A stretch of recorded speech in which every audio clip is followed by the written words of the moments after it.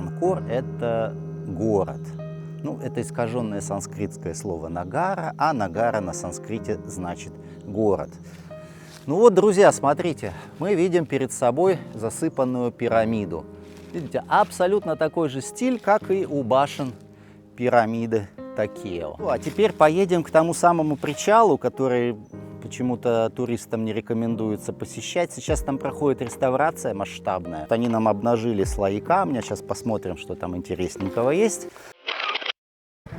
Ну и для того, чтобы попасть к этому причалу, нужно свернуть с асфальтированной дороги на вот такую вот необозначенную никак тропинку. А сейчас мы по ней проедем и упремся, собственно, в бывший причал.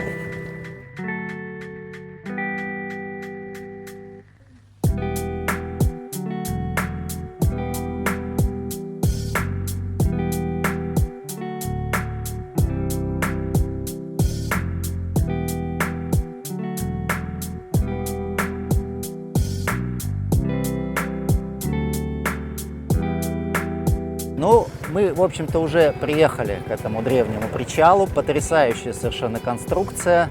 А вот она уже впереди, я ее уже вижу. Вот она. Ну, кто, опять же, смотрит мой канал регулярно, а я советую смотреть всем регулярно, тот похожие конструкции уже видел в других местах Камбоджи. Ну, сейчас мы где-нибудь припаркуемся, чтобы не на дороге, а то сейчас реставрация идет, тут люди тоже ездят на мотобайках туда-сюда. Да, неважно, давайте вот здесь встанем. Прямо на археологическом объекте, грубо говоря, припаркуемся, да? Так, ну что ж, давайте посмотрим, что здесь. В общем, раскопки начались только недавно, как недавно началась реставрация. Кстати, смотрите, видите, они тут не зря повесили. Вернее, это даже не веревочки, это просто веточки. Посмотрите, они нашли старую черепицу, что ли, да? Да, это, похоже, старая черепица. Вот, видите? Это древняя черепица. Насколько древняя, я не знаю. Вряд ли настолько древняя, чтобы заинтересовать нас. Ну, нас интересует все, что старше хотя бы 900 лет. Вот здесь она заканчивалась. И дальше у нас шла дорога непосредственно к Королевскому дворцу. Вот так вот прямо, да, как я вам уже рассказывал. Ну вот, так вот она заканчивается. Ну, заканчивается она, как обычно, по-уродски. Видите, никаких ступенек нет. Есть только какой-то намек. Вот такие вот крохотные вот тут ступенечки. То есть либо что-то недоделано, либо что-то уже отсюда унесли, что формировало нормальную группу ступенек. Сложно сказать. Но тут обычный постамент, на котором что-то стояло, какая-то статуя. Да, в Камбодже все статуи практически были разграблены. За исключением тех немногих, которых нашли уже позже при раскопках. Ну, позже, я имею в виду уже там, я не знаю, в 21 веке. Потому что с конца 60-х, ну, с начала 70-х здесь все нещадно вывозилось за рубеж. В США, например, очень много. Вот. И закончился этот процесс только в 21 веке. Так что, друзья, все это совсем недавняя история. Здесь, кстати, керамики тьма. Можно вот сколько угодно себе набрать настоящей древней керамики. Глазированной не вижу. Глазурованной не вижу. Ну, интересно все равно. То есть, кто хочет какой-нибудь кусочек истории с собой захватить, вот можете здесь покопаться и найти просто осколочек керамики. Они никому не нужны, их тьма. Ну, вот такие тут интересные изображения. Очевидно, львов, очень примитивные изображения. Но это нам все примитивно, да, тем, кто привык, что тут в Камбодже Мы видим какие-то фантастические барельефы, невероятнейший декор. Потом, когда мы видим то, чем восхищаются люди, приезжающие, скажем, в Индонезию, там, на Яву, на Бали, да, они ходят, восхищаются. Ах, какая резьба по камню. Здесь в Камбодже мы нос воротим от такого качества работы. Ну вот я уже и пришел к реставраторам. Давайте посмотрим сначала, что раскопали, потому что мы это, возможно, уже в таком виде не увидим. Вот она. Основа из латерита. Видите? Вот они идут, блоки латерита, аккуратно уложенные. Какая тут кладка, понять сложно, да, потому что все в глине. Полигональная, наверное, все-таки, как обычно. Ну, блоки разного размера. Кстати, очень приличных размеров вот эти блоки внизу. Ну вот тут они уже, к сожалению, начинают применять новые блоки, чтобы восстановить эту структуру. Вот это новый блок. Вот это новый блок. Вот это старый блок. Ну, давайте так, ладно. Не будем придираться, потому что латерит – это латерит. Это не песчаник. И ну, нет у нас никаких вопросов к добыче латерита. У нас есть огромные вопросы к добыче песчаника, но к добыче латерита вопросов у нас нет. Этот камень добывают по ночам в мягком состоянии, потом на солнце он затвердевает. Вот, например, мы видим вот такой блок, да, и сейчас он твердый, как камень, хотел сказать, но это камень и есть. Так, тут они что-то выкопали интересненькое, посмотрите. А это реально интересненькое. Что это за деталь вообще? Так, давайте с другой стороны посмотрим. Меня вот эти следы смущают на этой поверхности. Так, ну здесь у нас привычные следы, какие мы видим и, кстати, на стенах каменоломен. Да, вот эти вот, как будто расческой какой-то гиганта какого-то. Эти следы проведены. А вот это у нас, значит, получается... Это не лицевая сторона, вот лицевая сторона, это вот этот торец. Здесь были листики лотоса когда-то вырезаны. А вот эти обе стороны, вот это и та, они не лицевые. Вот тут очень интересно, посмотрите, что это за странное углубление, которые просто изнутри отшлифованы до невозможности, посмотрите. Они просто гладкие-гладкие внутри. Выглядит это вот так, и я таких вот никогда не видел. Я таких не видел никогда. Потрясающе. А что тут еще можно найти? Я даже не думал, что я найду здесь что-то такое. А вот давайте здесь посмотрим тоже. Посмотрите, как оно идет, интересно. То есть оно изначально было отшлифовано, видите? Оно изначально было отшлифовано, а вот эти вот следы, они нанесены уже позже.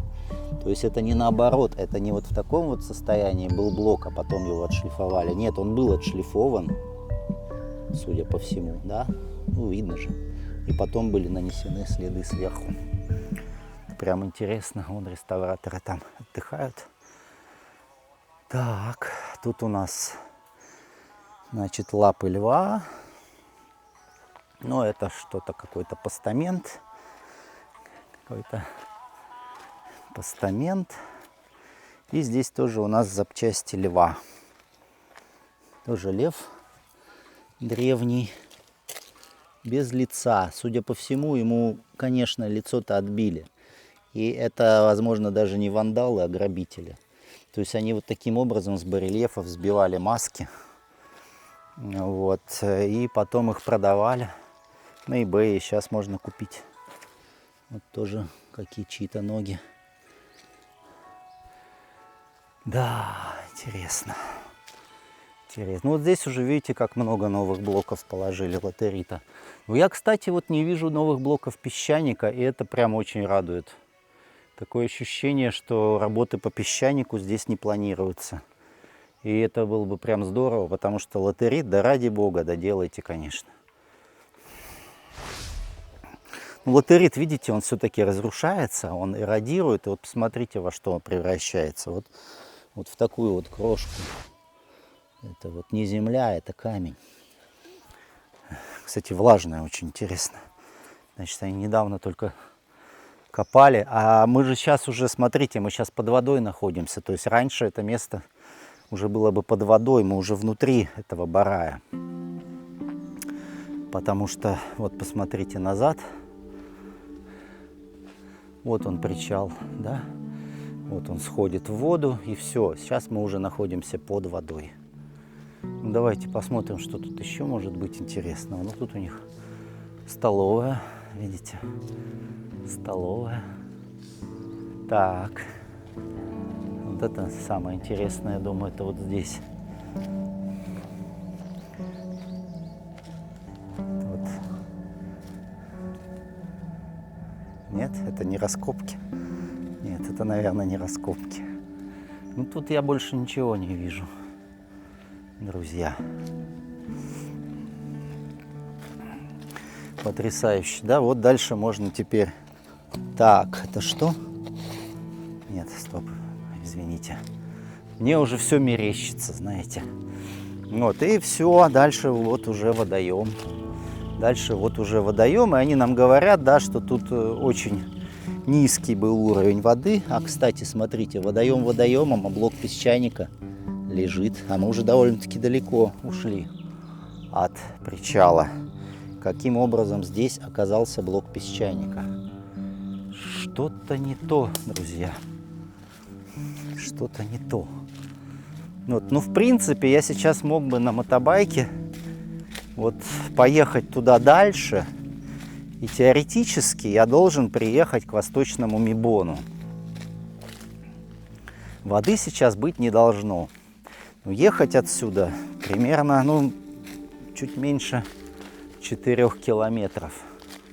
Вот, чуть меньше 4 километров по этой тропинке, и я попаду к восточному Мибону.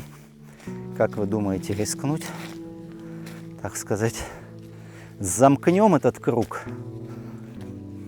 Ну, сейчас я еще секунду посмотрю.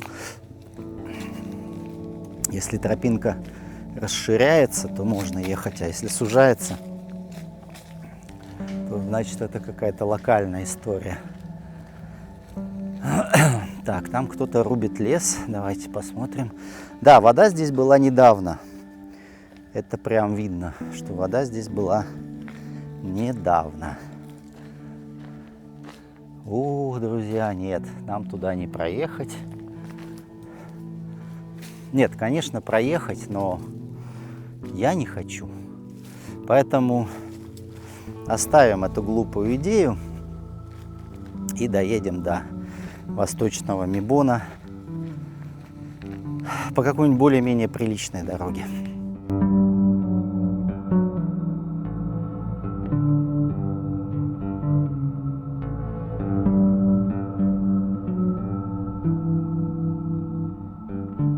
Так, ну все, я тогда уже поднимаюсь наверх, но я хочу еще немножко посмотреть. Да, ну тут какой-то блок с декором. На самом деле, друзья, меня очень сильно смутил вот тот вот блок песчаника, находящийся на расстоянии метров 70, наверное, от того места, где заканчиваются ступени. Что здесь? Судя по всему, это гусь трехголовый. Ладно, ну и вот прекрасный лев. Посмотрите, какой прекрасный лев. Ух ты, а вот это прям интересно. Посмотрите, здесь идеальнейшим образом срезано. Просто идеальнейшим образом срезано, но не до конца. Вот видите вот этот выступ? То есть подразумевалось так, что этот лев состоит, очевидно, из двух частей. То есть одна часть это голова, а другая часть туловище. И он, судя по всему, как будто бы не доделан. Посмотрите. Вот здесь все срезано, а вот этот кусок не срезан. Как это понять, друзья? Я не знаю. Я не знаю. А здесь вообще пропил, посмотрите. Посмотрите, какой пропил мощный.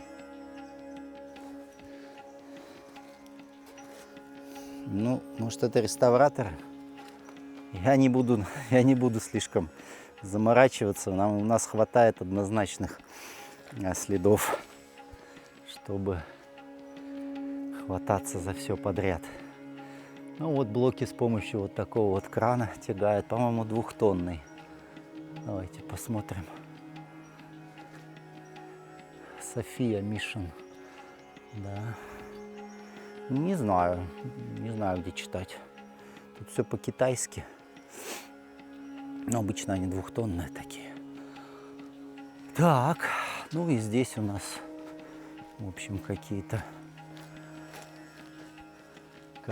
блоки. В общем, такая вот интересная, видите, совершенно свежая археологически реставрационная история. То есть одновременно и раскопки, и тут же происходит и реставрация. Причем реставрация, ну, я не знаю, насколько она безупречная будет, но, по крайней мере, то, что я увидел, меня очень порадовало, потому что я не вижу блоков песчаника. Потому что, как правило, блоки песчаника всегда привозят раньше, чем их начинают использовать, потому что песчаник, как и латерит, тоже насыщен влагой. И перед тем, как его встраивать в наше время, встраивать в конструкцию, его все-таки выдерживают, да, чтобы он лишнюю влагу потерял. А древние технологии совсем не обязательно это предполагали. Но об этом я буду говорить как-нибудь в другой раз. И да, все декором покрыто, и, конечно, все это очень сильно засыпано, да, как вы понимаете, тут, ну, 1,5-2 метра по ощущениям надо вниз рыть. Так вот, все вот эти вопросы, связанные с технологическими тонкостями, со строительными технологиями, я, как правило, обсуждаю в своем телеграм-канале «Друг Аркадий». Подписывайтесь и читайте то, что там уже выложено. Много интересных статей.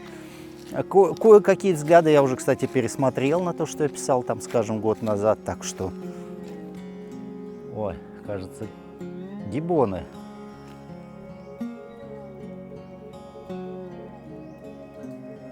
Нет? Птицы какие-то?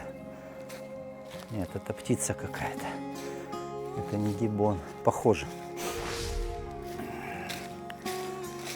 Да, друзья, интересно. Очень интересно здесь. Ну и самое главное, да, что вот этот толстый слой засыпок. Как я завидую исследователям в Египте. Господи, убирай себе песочек и убирай себе песочек. А здесь мы имеем дело с джунглями. Вот с этими вот деревьями, видите, которые своими корнями всю эту почву пронизывают. И, конечно, раскопки в Камбодже это нелегкая задача, это вам не Египет. Ну, в Египте таких масштабов-то нет, да. Собственно, ни в какой стране мира нет таких масштабов, как Камбоджа. Об этом я не устаю повторять, об этом мало кто знает, и поэтому достаточно мало людей приезжает в Камбоджу. Все едут куда-то в Турцию, в Египет, там смотрят объекты, а про Камбоджу никто даже не думает. Ну что, друзья, давайте сейчас проедем к восточному Мибону. Давайте замкнем эту ось. Я сейчас по нормальным дорогам проеду к восточному Мибону и покажу вам вот эту вот изумительную пирамиду. Друзья, а сейчас я нахожусь с южной стороны Восточного Барая. И здесь у нас как раз разрез дамбы, где проходит дорога. То есть вот сейчас я сделаю буквально пару шагов, и я уже нахожусь там, где была земля. Где была земля. Вот, а если мы сейчас посмотрим вот сюда, то мы увидим дамбу. Вот она, вот эта вот гигантская дамба Восточного Барая, да, то есть, как я вам сказал, я сейчас с юга нахожусь, вот там находился водоем. Только что мы были с запада, ну, вот здесь эта дамба начинается, вот и посмотрите, какой она была ширины. Нам говорят о том, что она была высотой 5 метров, очевидно, измеряя вот здесь, вот в этом месте, где на самом-то деле торчит всего лишь верхушка дамбы. Да, то есть тут у нас засып просто катастрофический. Но и тем не менее, даже верхушка дамбы у нас простирается на Я думаю, тут не меньше 80 метров. То есть в основании эта дамба, скорее всего, была больше 200 метров. Ну, так же, в общем-то, как и дамба Западного Барая. Из чего она состоит, вы можете посмотреть. Это у нас просто глина, земля, да, то есть никакого камня. Это тоже такая кхмерская технология. Они утрамбовывали грунт. А вообще внизу, скорее всего, основа латеритная. Ну, я же говорю, тут ничего не раскопано. И потом сверху уже утрамбованный грунт. То есть на самом деле не все так просто, тоже сложнейшие технологии строительства, которые только на первый взгляд кажутся простыми. Но на самом деле, что называется, попробуй, повтори. Вот она, видите, эта дамба. Вот она. Вот ее размер. Это просто невозможно. Это невозможно человеку. Это колоссально, друзья. И нигде в мире ничего такого нет. То есть вот эта дамба 7,5 километров на 1800 метров. Идеальный ровный прямоугольник. Ориентирован по сторонам света. Господи. Дорога очень такая проходная. Хоть и ведет через археологический парк, но по ней кто только не ездит. Вот, и сейчас мы покидаем дамбу и оказываемся, грубо говоря, под водой. Да, грубо говоря, под водой. По дамбе можно гулять, там есть дорожка. Я бы даже на мотобайке бы рискнул бы туда проехать, но там знак стоит, что нельзя, я не поеду. Вдруг там где-то что-то перекрыто. Ну, в общем, вот здесь уже, да, здесь уже был водоем 1000 лет назад. Тот самый, да, пересохший водоем. И здесь в центре и находится вот эта пирамида Восточный Мебон, которой мы и завершим наш сегодняшний ролик. На самом деле о пирамиде у меня уже есть фильм, посмотрите его обязательно. Но, тем не менее, сейчас мы тоже на нее немножко посмотрим. Посмотрите, тут все пересохло, да, это у нас рисовые поля, по которым сейчас лишь ходят горбатые быки зебу в поисках еще не пожелтевшей травы. Кстати, потеплело сегодня, целый месяц была холодина, а сейчас потеплело. Ну, в общем, теперь мне осталось проехать примерно 900 метров, да, меньше километра, и я окажусь у Восточного Мебона, то бишь у пирамиды, которая называется сейчас Восточный Мебон, и датируется она у нас X веком. Кстати, обратите внимание, да, вот еще одна несостыковочка получается. То есть у нас получается водоем якобы в X веке был построен. Пирамида при этом у нас датируется X веком. А ведь совершенно понятно, что пирамида должна была строиться одновременно с водоемом, иначе это просто невероятно усложняет задачу. Представьте, сначала построили водоем, потом 100 лет его использовали, наполнив его, естественно, водой. Ну, логично, иначе нафига вы его вообще строили? Или это был не водоем, а вода туда случайно попала, да? Мы тоже этого не знаем. Ну вот, построили водоем, использовали его, дескать, 100 лет, а потом решили насыпать там остров посередине и влепить огромную пирамиду. Вам не кажется, что это как-то очень странно? Что это как минимум странно? Мне кажется. Ну ладно. Логику историков нам не понять. Знаете, как я говорю, историки — это люди, которые думают, что знают историю. Ладно, поехали. Ну вот, друзья, мы и добрались до финальной точки нашего сегодняшнего ролика — пирамиды Восточный Мебон. Вот она у меня за спиной. Выглядит довольно плоской, да. Очевидно, впечатление она производила именно с воды, потому что с суши не каждый даже может распознать, что это на самом деле пирамида. Пирамида, позже обстроенная вот этими вот кирпичными башенками. Давайте чуть поближе ее рассмотрим.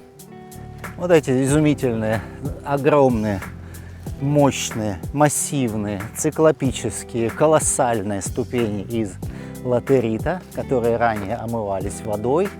Ну вот видите, внизу мы видим такую ступенчатую структуру, которая уходила в воду. Про уровень воды ничего мы сказать не можем, да, потому что сильный засып. Ну, по крайней мере, вот эти вот ступени, вот я сейчас по ним поднялся, да, предполагается, что там дальше идет продолжение. И вот тут у нас спуск был к воде, и дальше идет у нас трехступенчатая пирамида с мощными такими ступенями. Она совершенно не похожа на пирамиду Такео, которая была в самом начале ролика. Да, это немножко другая структура. И вот сейчас мы отходим назад, и мы видим эти потрясающие башенки. Ну, давайте поднимемся хотя бы на один уровень, раз уж сюда приехали. Хотя, как я уже сказал, у меня есть отдельный фильм, снятый про Восточный Мебон, но в большей степени посвященный загадкам отверстий, которыми пронизаны все кирпичные башни. Но вообще кирпичные башни нас на самом деле интересуют меньше всего, потому что это явно более поздние надстройки. Но вот эти загадочные отверстия в Восточном Мебоне, они, конечно, тоже оставляют очень много вопросов. Чем он особо еще интересен, это статуями слонов. Вот там на углу находятся такие, по углам, вернее, находятся мощные статуи слонов, исполненные из одного куска песчаника, ну ровно как и вот этот вот лев. Да. Все здесь прекрасно, все здесь хорошо. Замечательные балясины мы видим, как обычно. Мощные, хорошие такие балясины. Ну, собственно, все это вы видите практически в каждом моем ролике. Ну, давайте пройдем к слону. А то что ж мы только издалека на него посмотрели. Вот, смотрите. Видите, трехступенчатая пирамида с тремя невысокими ступенями. Уже тоже много раз говорил о том, что никто не называет Камбоджу страной пирамид по непонятным мне причинам, хотя здесь, конечно, пирамид значительно больше, чем в любой другой стране мира. Что не так называемый храм, то пирамида. Как ни крути. Ну вот и слоник. Вот он, прекрасный слоник. Видите, выполненный из одного куска песчаника. Все у него сбруя. Все на месте, все замечательно, все красиво. Ну вот, смотрите, здесь тоже висят какие-то, не знаю, что это, как это назвать.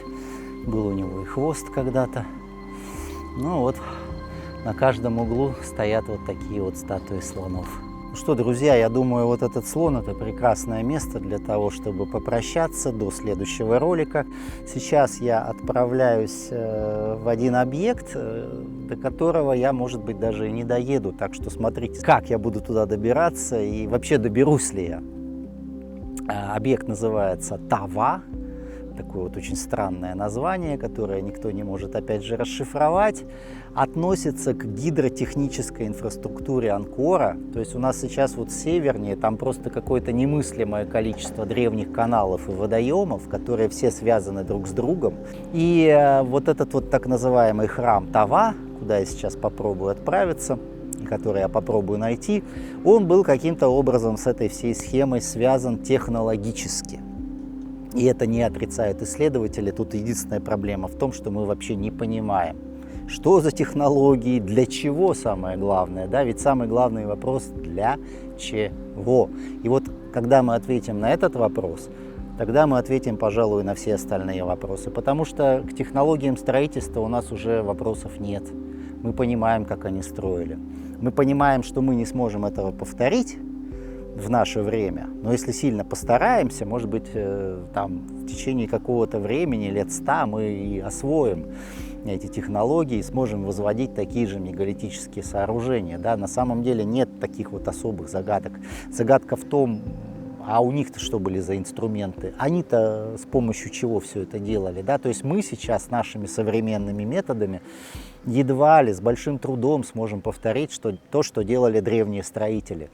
А где их инструменты, где их механизмы?